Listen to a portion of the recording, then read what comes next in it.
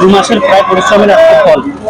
2 মাস পরিশ্রম করে আমরা ভোট করি না, আমরা 5 বছর মাটি কামড়ে থাকি, জিতলেও মানুষের পাশে থাকি, হারলেও আমাদের কাজ হচ্ছে মানুষের পাশে থাকা। কেন হারলাম, কেন মানুষ আমাদের দিক থেকে মুখ ঘুরিয়ে নিলেন, সেগুলো পরীক্ষা করারই হচ্ছে আমাদের কাজ, এবং সেইভাবেই আমরা এগিয়ে যাই এবং এগিয়ে গেছি। আমাদের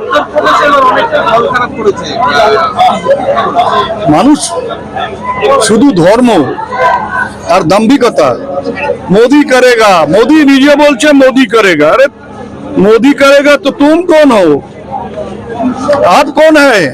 मोदी करेगा, बीजेपी नहीं करेगा, सरकार नहीं करेगा, सब मोदी करेगा।